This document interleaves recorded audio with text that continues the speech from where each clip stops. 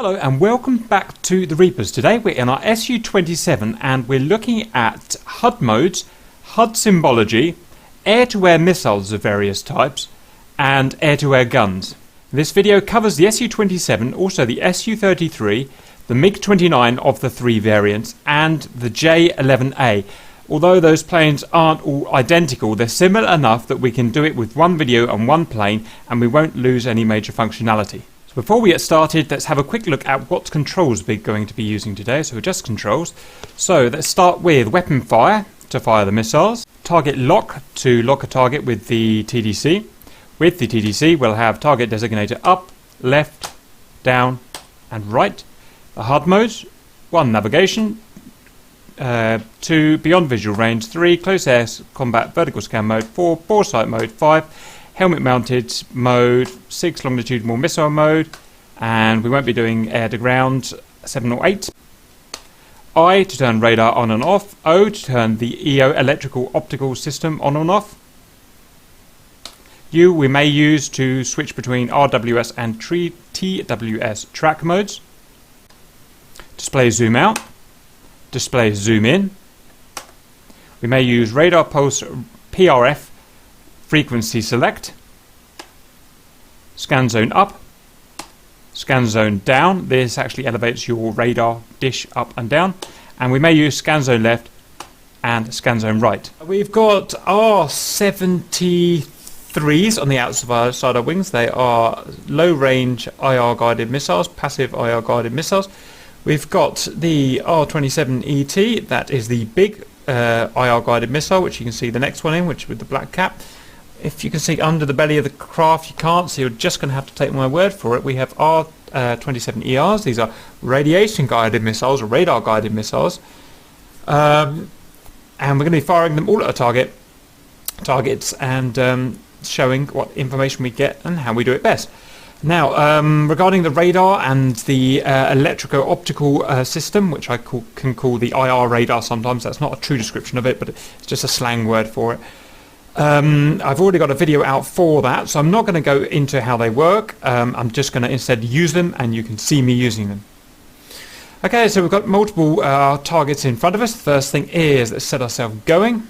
First of all, let's turn our pulse Doppler radar on. We'll press I.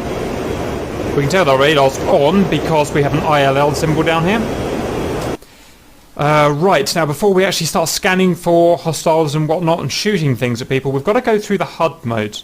So the HUD is this lovely piece of glass here. Superimposed on it holographically is information, useful information. Information that is repeated from steam gauges down here is processed up here for easy viewing. So we can essentially fight with all of the critical information shown here. So first thing we've got to do is go through the HUD, as that's part of this video. We're going to go through all of the HUD modes and show what they show. Okay, so first of all we're going to look through the navigation modes. That's the standard bind of 1 on your keyboard, so let me cycle through them. ENR, RTN, LUND, and just basic. So you've got 4 modes if you press 1 there. Now this is just basic mode here with no navigation at all. And it just gives your basic flight information. You have 680 here, that is your indicated airspeed. So it's not true, it's indicated airspeed. If you want to know the difference between true, indicated, calibrated, ground, speed, etc., then we have a video on that in the educational section. Here we have our azimuth or our heading, which is just a compass. You know, there's 0, there's 350, there's 270, and there's 180, and so on.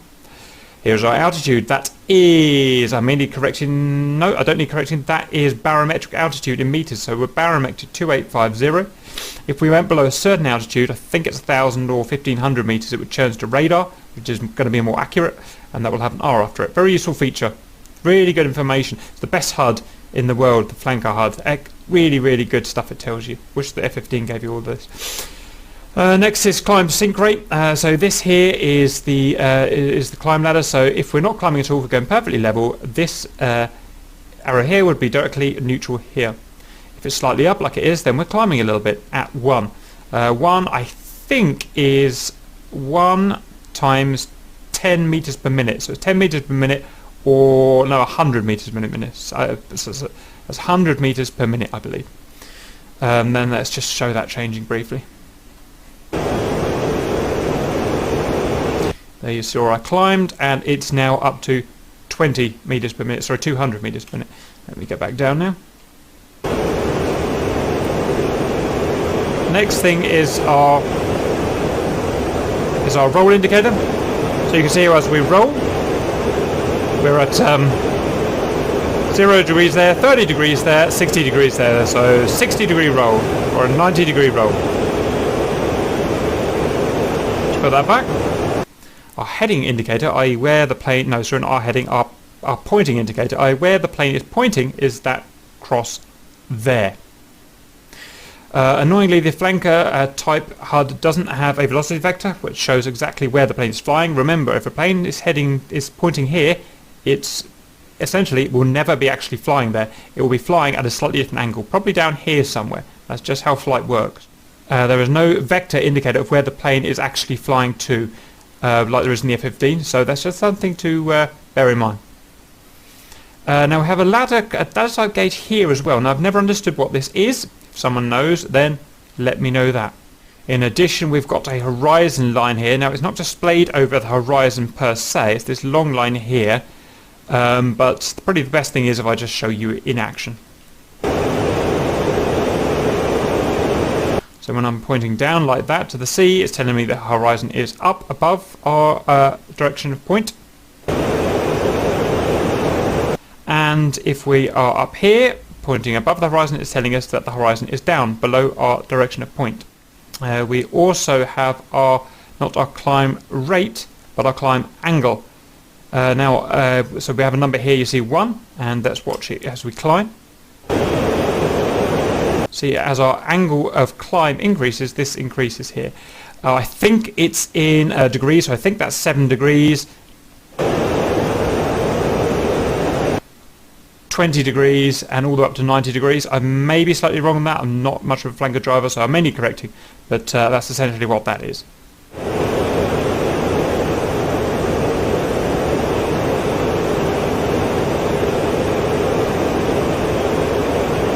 And as you can see, we go into a dive, -3 degrees. Okay, let's level out now. The next thing that we've done is put ourselves in ENR mode. Now I don't actually know what that stands for, but essentially it's a basic navigation mode, what you call nav mode on a NATO type plane. And what that's interested in telling us is all of the same information plus a bit more. With navigation mode in modern aircraft, you have what are called waypoints. Waypoints are points in 3D space that you are guided to fly to. We have one waypoint set up, and it's going to tell us how to get there essentially and how far away it is. So it's telling us our waypoint 1, which we've got selected, we've only got one waypoint set up in this particular mission, is 23 kilometers away from our current position, and that will update in real time. There's also a guide circle. I don't know the proper name for this, I just call it the guide circle. It's telling you roughly where you want to turn to head towards that waypoint. So what we'll do is we'll turn left and down and chase this circle with our pointing indicator here.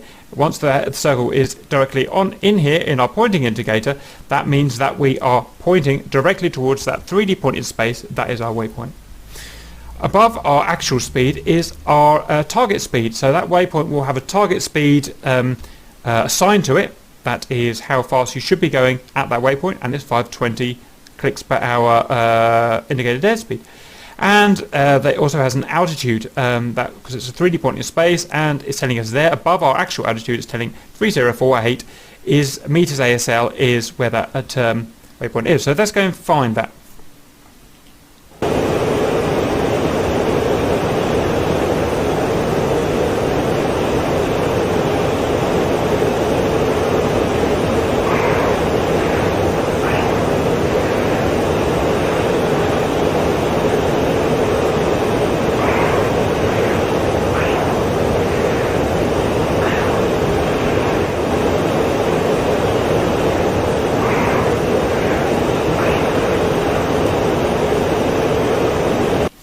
You can see it took a bit of chasing about because it's in a funny place compared to where we are, but essentially we've got the circle centered there. As long as we keep doing that, it will lead us to our point. I know it's a bit wiggly and funny, and I haven't explained it particularly well, but essentially that's how that works. Okay, let's see what other modes we've got standby. Press 1 again, RTN. I don't know what that stands for, but it basically means return to base. So you'll have a certain base setup. This one, it is quite far away. The distance is the same. Again, it's 140 kilometers away. Again, follow the circle to get to that waypoint that's set up for that base. The waypoint will be a few miles away from the actual base itself, I believe. Again, target information, target speed it wants you to be at, and target altitude it wants to be at when you get to that waypoint. Again, in your what I call this a data link computer. It's not actually the right name for it. This is more of a radar top-down display computer, and it tells us an azimuth. You can see that line there as well. So what we'd do is we would fly towards the circle, and that would take us towards our RTB waypoint. Simple as that. Let's now go and look at the last navigation mode. Landing. Never actually used this before. I don't know how to do it, but it is obviously a landing mode. It points towards the runway of the base, and this circle, I imagine, would lead you to the actual threshold of the runway, and I imagine this information here would change to target information about landing. So this will take you down to a landing speed eventually. This will take you down to a landing altitude eventually. Again, I do everything by eye, so I don't use this, but I'm pretty sure that's how that all works. Right, so that was navigation information. I'm going to reset the mission now, and we'll start looking at the attack information. Okay, we're back to the start now, and you can see we've got our ILL on, our radars on. Now we're going to go out of navigation mode and into flight mode. First one we're going to look at is beyond visual range mode. It's the Bvr mode. It's the essentially it covers most of the combat, because most of the combat is Bvr. That means 10 miles further, 10 miles from you or further away. So we press the 2 button on the keyboard. There it is. You'll bind it to your HUD joystick as well, but just going by the basic defaults. So we've got some information starting to come through. This is Bvr mode on the HUD. Let's see what information it's giving us that it didn't give before. What's changed? Compass is the same.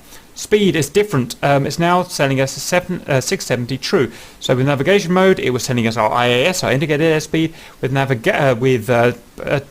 Bvr, you want a more tactical use of speed, and that is usually true or ground. And in this case, it's true, 670 true. And you can see down on our radar, this always shows 670, the true speed here, because it's tactical information.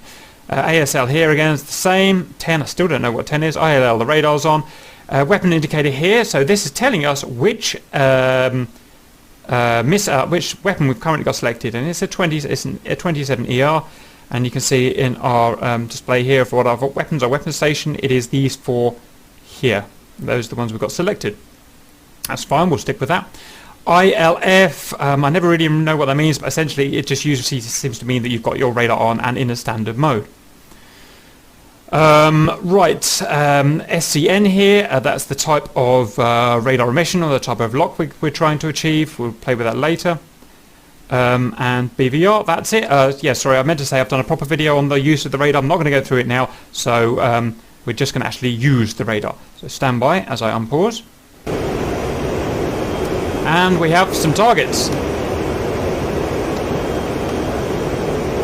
Okay.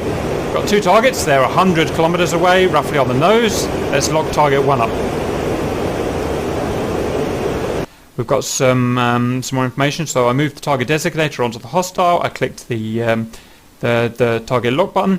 We've changed here. So it was telling us SCN here. That was the type of lock we wanted. What I call an STT strong lock. We could have had a TWS lock instead, which is more of the stealth lock. But we want to go strong lock. Okay, we have some information coming through. This A, it was Russian A here, is our IFF indicator. That is telling us that the hostile, once we've locked onto him, is hostile.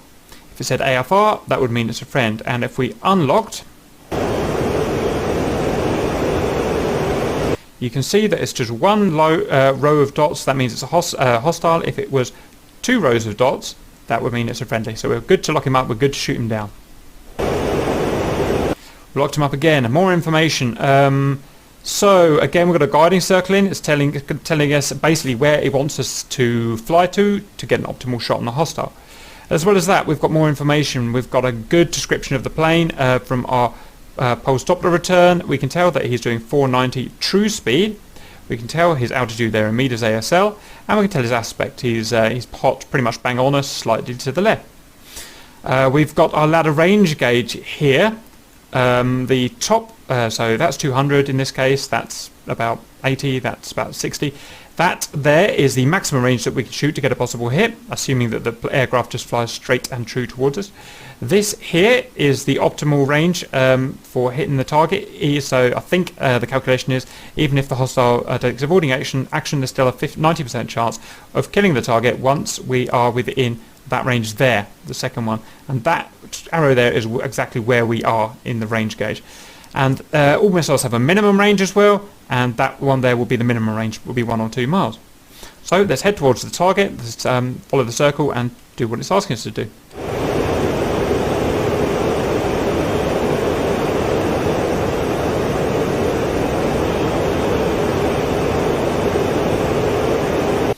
Okay, slight error there. I said that the circle was a navigation type guide. It's not. The circle is the actual hostile. So that is the hostile there. You can't see it obviously because it's 100 miles away or something. But that's there. Now you can see he's got a little bit closer. So this scale is zoomed down now. We're down to 100 kilometers total scale. And you can see these are getting correspondingly larger. So let's keep going. It's going to be a while before we're getting firing range.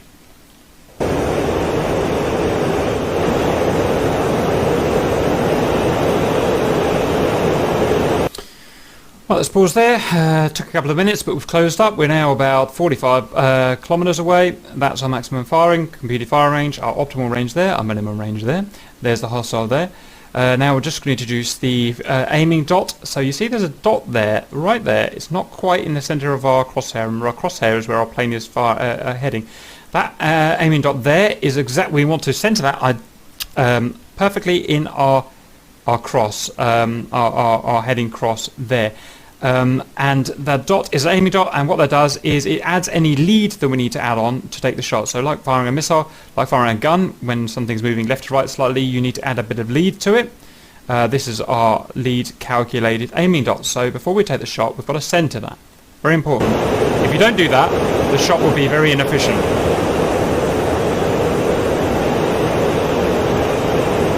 And you can see we've centered it there. Now the hostile's coming directly towards us, so the dot, we didn't have to move very far to get it centered. But if he was moving left to right, then that dot would be way out here somewhere, and we would have to aim miles to get that dot centered, which would have the effect of giving us lots of lead for the missile. Okay, let's keep going. You can see with LA, launch authority, we couldn't fire our missile before because we didn't have launch authority. Now we do have launch authority, that's shown there. That means it's within parameters. You can see it's past the first ladder mark, we're within parameters to fire. Now it's never recommended firing this far away. There's a very small chance of actually hitting if the target is going to be military and it will try to dodge. So let's get within the optimal firing range here.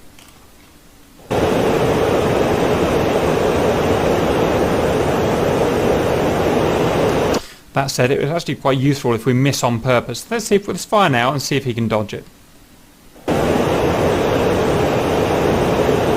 So pull the trigger, hold your finger on it for 1.5 seconds, and away it goes. And let's see if our target dodges.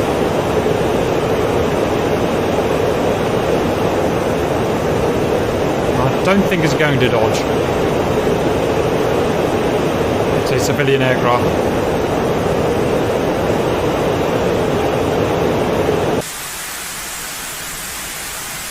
And kaboomy. Okay, that's our friend down.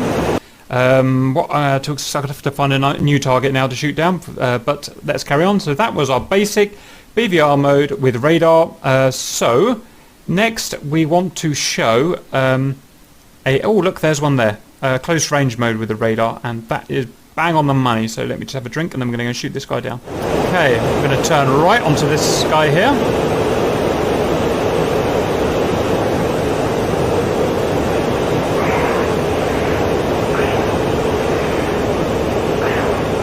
So that was Bvr mode, beyond visual range. We're now within visual range. That's with universally accepted as 10 miles range. So we're going to use one of our visual range modes. So let's press 3 on the keyboard and see what it comes up with. Vertical scan mode is number 3.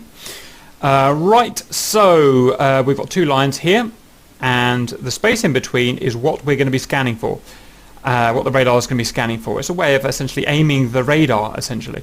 And what we're going to do is we're going to get that dot, that plane there, and we're going to get within the two lines here, and then press the target lock, and anything that's within this lockable area will essentially lock up. So it's chosen EO for us rather than our radar at this point. So we've got two sensors, two types of sensing on this, a pulse Doppler radar and an EO. An IR optical passive system. It'll basically choose the most optimal system for what we're doing. Close fighting, it's EO. We can override that with radar, but let's just work with it for the time being. And we can tell it's electric optical because it's got EO there. VS, I don't know what that means. CAC, I don't know what that means. Someone else is going to have to tell me what that means. It's also chosen what it thinks is going to be the most useful weapon for us. A 73, an R73, which is essentially a close range weapon. So it's turned our radar off, it's kept our radar on, but it's turned our electric optical system on as soon as we change to close range mode, and it's chosen our, essentially a Russian Sidewinder, if you like, a Russian IR missile. These can be overridden. I can turn back to an R-27, but it does it because these are the most useful, most likely options that the pilot is going to want to use, and that's fine, we'll work with that. So, let's put the hostile between our two lines, let's press lock. And we can't get him. That's annoying.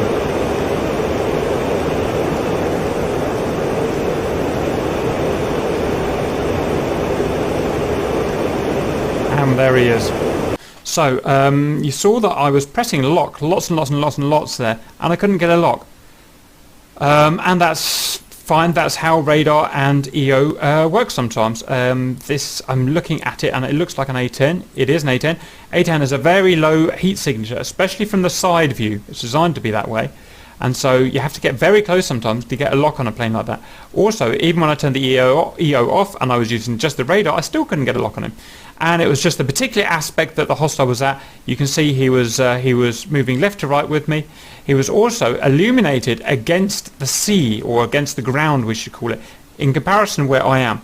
And that's a real problem with the flanker. A real problem. Flanker hates trying to pick up a hostile that is moving left to right against a backdrop. It's what we call a non-horned radar. A horned radar would be something that an F-15 has, which can take away ground clutter and allow look-down locks like this.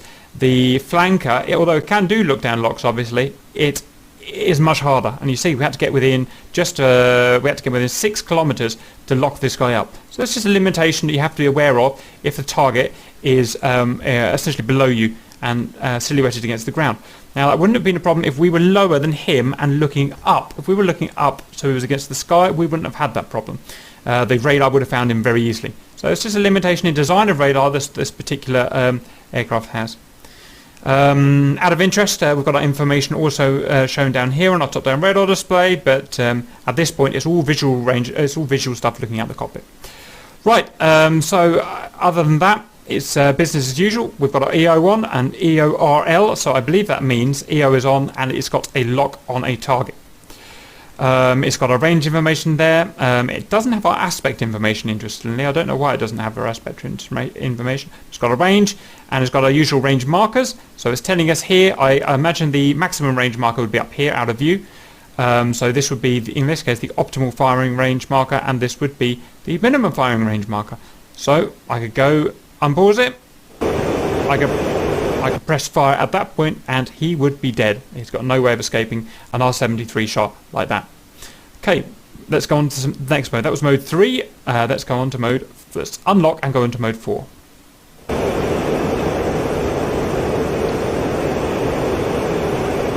So this is bore aiming mode.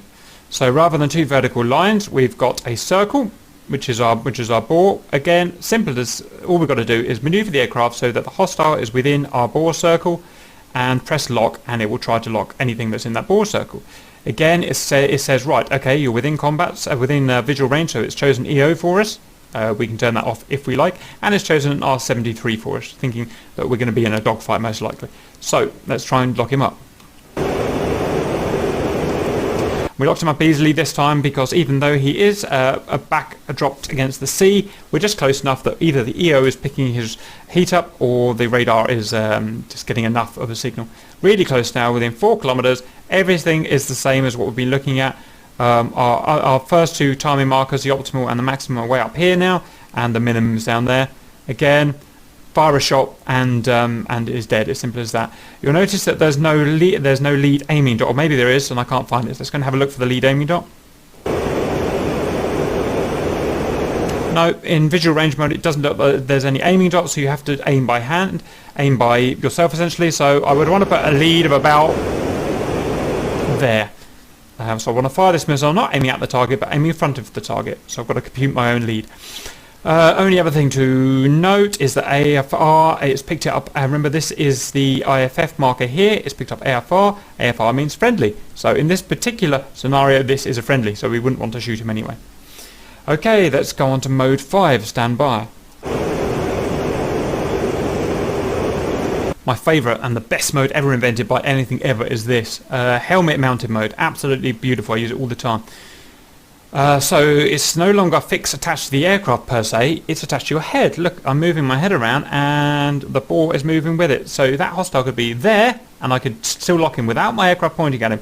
And this is why, one of the reasons why flankers, MiG-29s are so dangerous in close combat, because they can lock you like that, fire a missile like that, without even bothering to turn their aircraft. The missiles are so good that you can do that. Hence, if you're on an F-15 or a Mirage or something, just don't ever go anywhere near a flanker. Right, so we'll show, and you can see it's a HMT, helmet mounted display there. It's chosen EO because it thinks EO is going to be the best for this type of engagement. It's chosen our R-73s again. So let's purposefully put him outside the HUD. Okay, so he's up there. Imagine we're in a dogfight and locked. And he's now locked up. And we'll have all our usual information. We'll have our range information, our firing range information. We'll have, you can see that circle there. It's our nav circle that's guiding us to the target. So we'll follow that now. If we don't know where that goes for some reason, we'll follow our nav circle. And kaboom! And it leads us straight to him. Simple as that. So it's really intuitive stuff, much better than the F-15 or something like that. It's really well designed Russian gear. This is really designed for close range stuff and extremely efficient killing machine. Right, so that's that. Let's see what other modes we've got. I haven't flown the flanker for a while, so let's find out.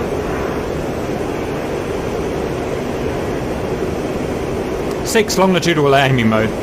So longitudinal aiming mode, I've never used this in a flanker before. Essentially, it passes the aiming information from the aircraft to the missile seeker heads. In this case, it's chosen an R-73. These are the end ones. So one of those seeker heads is now essentially, to all intents and purposes, the IR radar, if you like. And that's what we have to do then is hover our point of angle, if you like, our crosshair above the target, and we should get a tone. Let's see what happens. Never done this before.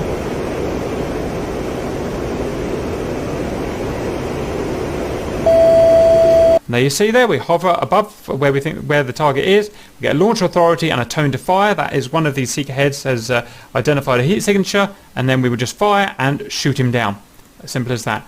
So it's not something I use a lot longitudinal aiming mode, but it's there to use if you need it for some reason, or maybe if your own onboard IR detector has been damaged, you can slave to one of these seeker heads. So that's pretty cool. Right, so that is pulse Doppler Bvr mode.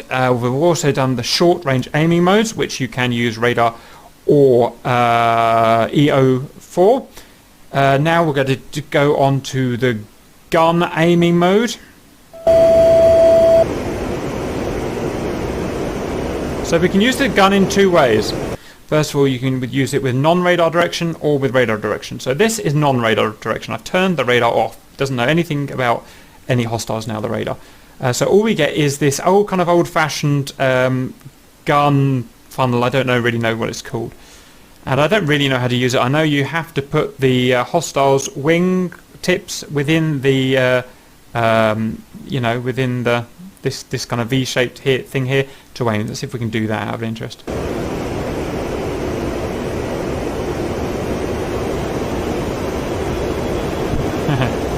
You get the idea. It basically it's some kind of an inertial system that gives you some rough gun lead computing. Basically, I don't know why you'd ever use it because you've got radar gun sight, which is much nicer. So let's go to the radar gun sight. Oh, I should say, before we go to the radar gun sight, it's told us we've got our gun selected here. I have to press the gun selector to get it, obviously. Here is our ammunition in quarters. So we've got 4 quarters of ammunition. Each quarter is so many bullets, like 100 bullets, something like that. I forget how many exactly. And when it's down to 0, obviously you're out of ammo. So let's turn our radar on, and lock him up. So it's now using our radar computed gun sight. Sorry, it will be when I choose the gun. You can see it's reset us back to our 73s and EO because it thinks that's the most... Oh, we hit him, look. Wow, that's amazing. So we've got the gun now. So it's very simple. There's a hostile in the circle. Here is where our aircraft is facing. Here is your launch authority to fire the gun. It means it decided that the target is close enough. And this here is your lead predictor. What you need to do is maneuver your plane so your lead predictor is on the target and then fire, and that will essentially predict your lead. So stand by as we go and try and do that.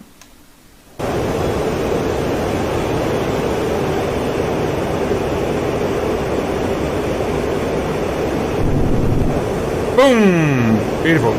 Really powerful cannon. It's 27 or 30mm cannon, I can't remember what. It's not a Gatling gun, it's a rotary cannon instead. But it's a non-shotgun effect, so it means the bullets are all travelling one by one directly after each other, so it's not a spray shotgun effect like the F-15. So it's much more powerful than the F-15 cannon, but it's harder to hit. You have to get much closer. But you saw how we just dismantled an A-10. That's how powerful this gun really is. So, okay, cool. So let's recap what we've done so far. We've done Bvr pulse Doppler mode. We've done all of the close range aiming modes, radar and EO. We've done gun, standard and radar guided mode. What we should do now is do IR Bvr mode. So we can fight Bvr mode, that is long range above 10 miles, with just IR or EO as it's called, electric obstacle, without the pulse Doppler radar, which allows us to be essentially completely stealthy because we're not emitting any radiation. So we're going to do that. To do that, we're going to turn back to Bvr mode. There's Bvr mode. We are going to put our EO on. So we've got our electric optical system and there's no ILL down here, so the radar is off. So we're now searching in a similar format to how we were doing with the pulse Doppler radar. We'll have contacts appear here, except they'll be identified by heat signatures. Cannot slew this EO, it's just always facing this direction. You can see it's bolted to the plane. Right, I will leave you a second as I go and try and find a target for my EO, and then we'll fire, this time, an ET missile, so stand by for that. Got one. Right, so it's important to say that with the pulse Doppler radar, how high the contact on the on this ladder shows is the range. We don't have that range of information for the EO initial lock. Instead, this is essentially the angle that the target is from roughly where the plane is pointing. So we can tell that it's basically right on the nose. So let's move our target designator box over it and lock it up. Bosh, there it is, it's locked. There it is. So we've got usual information. We've got the target aspect because it's Bvr mode. We want to know where the guy's facing. We've got the target aspect. We've got our maximum and minimum firing range markers. We're so close to it that the maximum and optimal firing markers are actually way above here. So all we've got is the minimum, which is pretty much irrelevant for us. The target's about 6 kilometers away. So we could fire a radar-guided missile at this guy if we wanted. If we did that, it would basically turn, at the last minute of the missile being fired, it would turn on our radar and slave the lock to our radar. Instead, we're going to stay completely EO, completely silent, so we are going to select our ET missile. Stand by. There we go, that's our ET missile selected. These are these big chaps here with the IR seeker head. You can see what 27 ET detected there. Here's our various range markers, so we're well within optimal firing range. So we're going to pull the trigger and shoot him down. Simple as that. Pow! And why don't we fire an R73 at the same time? Stand by for that.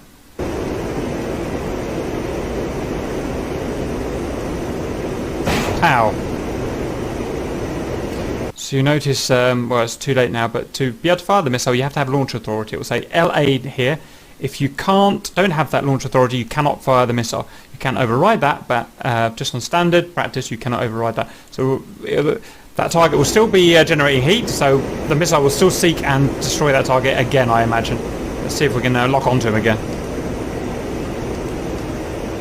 Boom! So we shot him down twice. Okay, that's pretty cool. So that was the EO on Bvr mode. The range is of the EO on Bvr mode is about 20 to 30 miles, I find, depending on how hot the target is. So if it's a very cold target like this, with cold engines, some kind of liner plane, you probably have to be well within 10 miles to pick up an IR signature. If it was a hot F-15 or something, with the boosters turned towards me, you could probably see them about 30 miles away. Okay, I think that'll pretty much cover it. So we've gone over the basic weapons, their employment, the various HUD modes, and how to do various things in air-to-air combat. Although it was quite a long video, I haven't covered absolutely everything because there's so much stuff to do with this air-to-air combat, but we covered about 90% and given a good overview of how to do these things. So go and shoot some F-15s down. I hope that helps, and see you later.